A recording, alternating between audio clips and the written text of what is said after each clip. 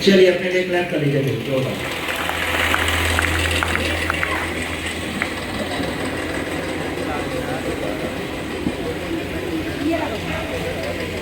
चलिए मेरे पास आप आ जाइए, हाँ आप भी आ जाइए, और एक और आ जाइए कोई भी, एनीवे कोई भी।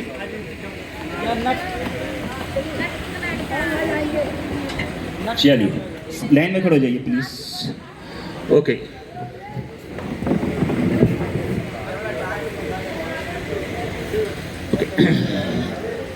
पहले इनके लिए जरा क्लैप कर दीजिए please. Thank you so much. Okay मेरे पास ये 3 कलर के रुमाल है, मैं आपसे कलर पूछूंगा और आपने कलर बताने कौन से हैं, ठीक है। ये कलर है ब्लैक, हाँ ब्लू है, ध्यान से देखो ब्लैक होगा यार, ब्लू है। आपकी बात मान लेता हूँ, आप कहते हो तो ब्लू है तो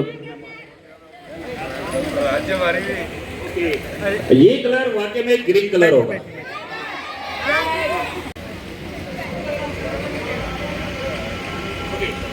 और मेरे पास ये 3 ड्रिंक्स है, ओके। और कौन से कलर है ये? आई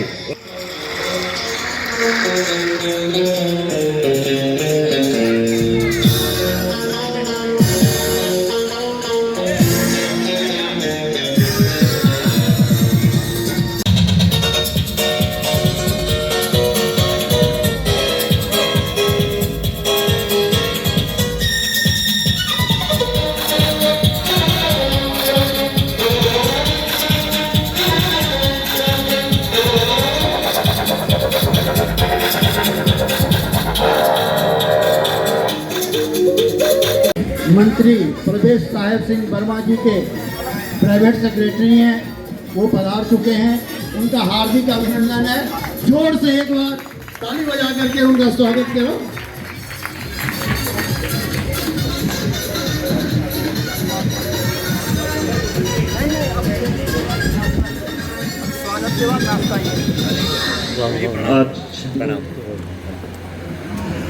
ठीक है, करुणा जी कहाँ गए?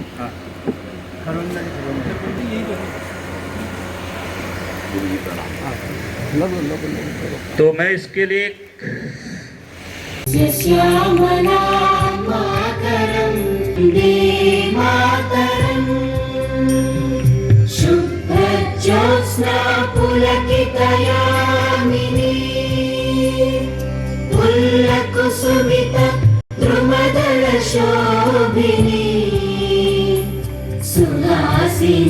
प्लीज थोड़ी तालियां हैं, तालियां भी कभी ना रखे प्लीज।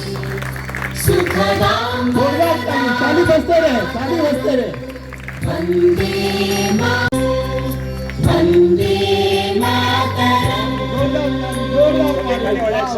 सभी खड़े हो जाएंगे, वंदे मातरम मेरे साथ गाएंगे। नीचे होंगी, ये सारी बातें होंगी। अभी आप 15 मिनट श्री धनन जी हमारे बीच में हैं, हमारे कोषाध्यक्ष, वो भी आ जाए दफ्तर में, और बाकी सभी बच्चे वाले समय में मैं कहूँगा कि आने वाले समय में ये जो महाराणा प्रताप हैं और मंगल पांडे हैं, इन सभी वीरों को पाठ्यक्रम में अवश्य शामिल करना चाहिए। आने वाली पीढ़ियाँ इनको याद रखेंगी और आने वाला समय वो समय होगा जिसमें उनके त्याग और बलिदान को दर्शाया जाएगा। तो इन्हीं शब्दों के साथ मैं कहूँगा कि हम शहीदों के कुनबे में पैदा हुए, अर्थियाँ भी हमें रुला न सकी और अपने लहू से जलता दिया, आंधियाँ भी से बुझा न सकी, आंधियाँ भी से बुझा न सकी। बहुत बढ़िया विचार है जी।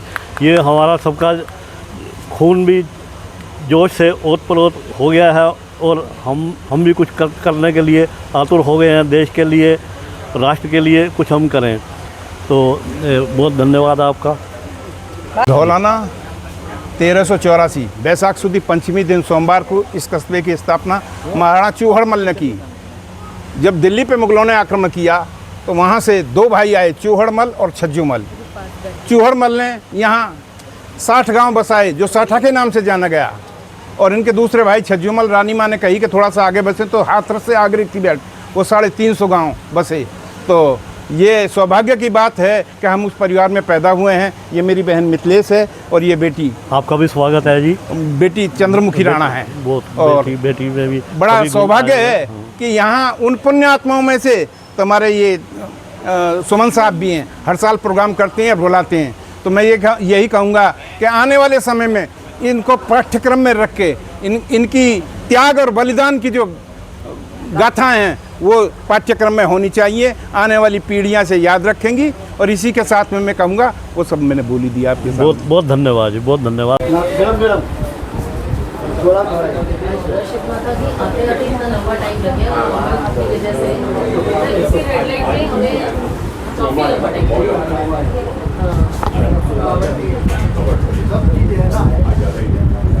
हमने इस बार गलती कर दी। 9 अगस्त को करते थे, 9 अगस्त रविवार पड़ा। हम इस लोग में तो हमारे बच्चे जो है नहीं रहेंगे, ये तो नहीं सिखाना है। तो हमने कर दिया 10 तारीख।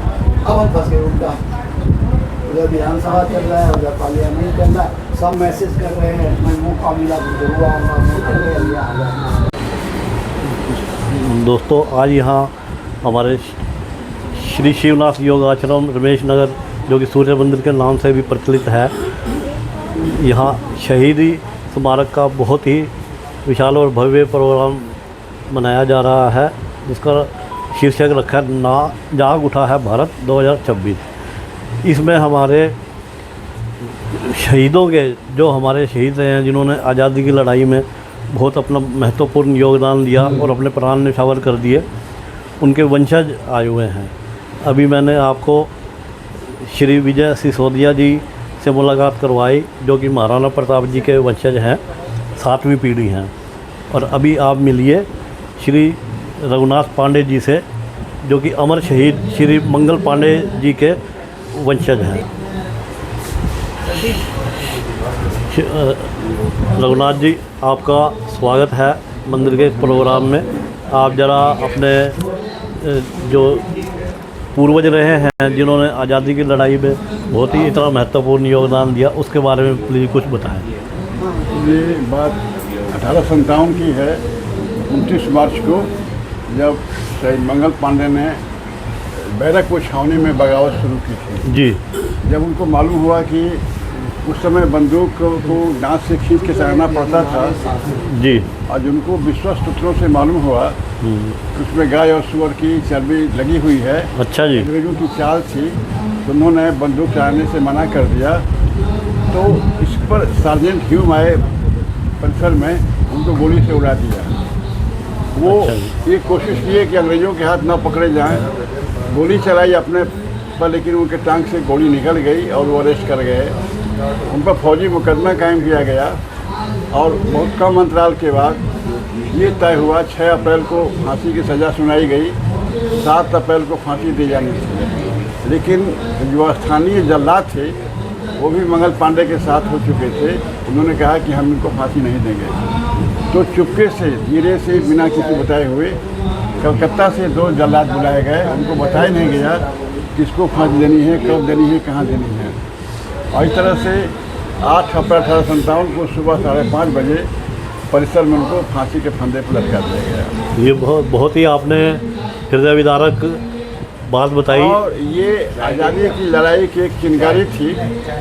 ठीक 32 दिन के बाद में 10 मई को ये ज्वाला के रूप में भड़क बुझी आपके यहाँ मेरठ में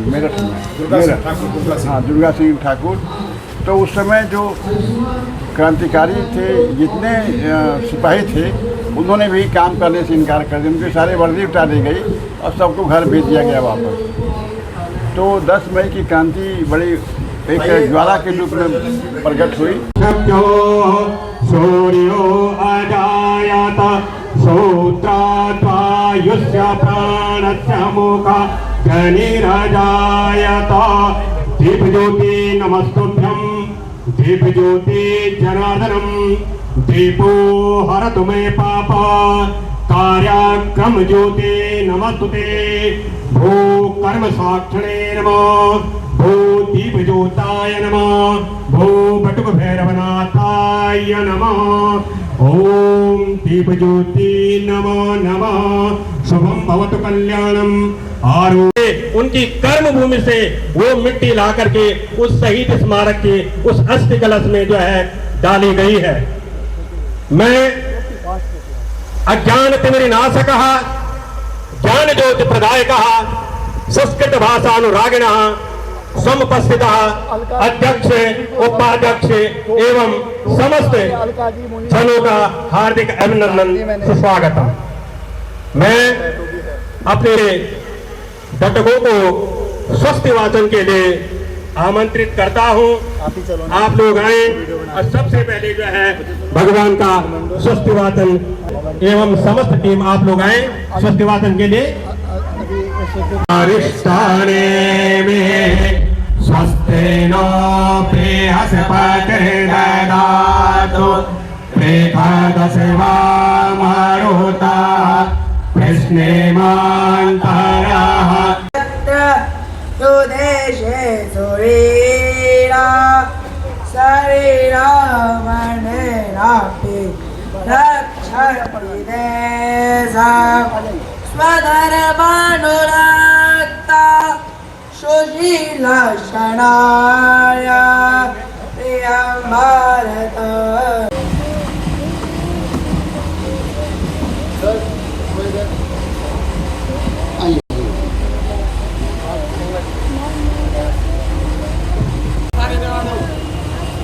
हाँ दीपिका आ जाओ।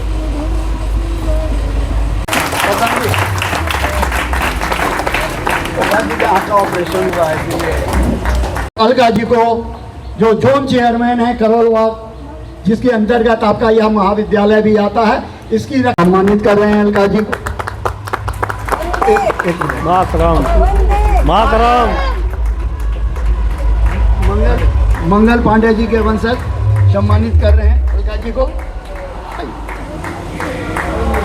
भारत माता की, भारत माता की।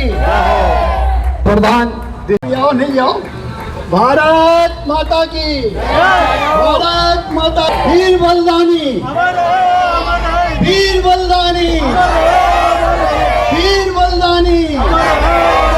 अब मैं अलका जी से आग्रह करूंगा जो कार्यक्रम के बच्चों को, आए हुए अतिथियों को और हमारे जी बच्चे कहाँ तक नहीं इतने सक्सेसफुल हो गए हैं, विदेशों तक जा रहे हैं, देश में कहाँ स्थान नहीं लिया उनका। मैं रियली नतमस्तक हूँ इस स्कूल के, इस गुरुकुल के, इस आश्रम के। भगवान करे इसी तरह से और आगे बच्चे बढ़े। और सबसे बड़ा मैं महाराणा प्रताप जी, उनके वंशज का धन्यवाद करूंगी और नमन करूंगी उनको कि असली आज़ादी जो मुगलों से आज़ादी मिली थी। धन्यवाद। इस तरह के प्रोग्राम हमारे वीरों की याद में होते रहने चाहिए, क्योंकि हमें भी तो अपने वीरों को याद करना है, बच्चों को बताना है कि जिस तरह से वीरों ने आज़ादी दिलाई, कुर्बानियां लड़ी हैं, उन्हीं राह पर चलते हुए हमें भी और आगे बढ़ना है। और ये आज़ादी यही खून खराबे के बाद संवाद हुआ, इतिहास की बात है। लेकिन हमारे सुमन जी ने जो राष्ट्र प्रथम और हर घर तिरंगा का जो नारा दिया था कई वर्षों पहले, आज भारत सरकार इसको लेकर के इसका प्रचार प्रसार कर रही है।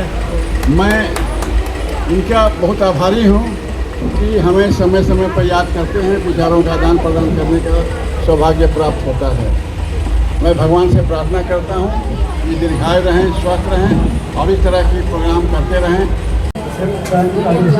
हमें पता तो चलेगा कि हमारे इतिहास क्या था। बहुत अच्छा लग रहा है कि हमें यहाँ पर पता लग रहा है, सब बच्चों को पता लगेगा। जब भी बच्चे पढ़ेंगे तो उन्हें अपने इतिहास का पता चलेगा। और मुझे लगता है इतिहास के बिना वर्तमान कुछ नहीं है। इतिहास अपना पता होगा तो हम वर्तमान में और फ्यूचर को अच्छा बना पाएंगे। तो एक बार भारत माता आए देखो वीर जवानों, अंधा बेटा युद्ध पे चला तो ना जा उसकी माँ बोली। अंधा बेटा युद्ध पे चला तो ना जा उसकी माँ बोली। वो बोला कम कर सकता हूँ ये दुश्मन की एक गोली, जिक्र शहीदों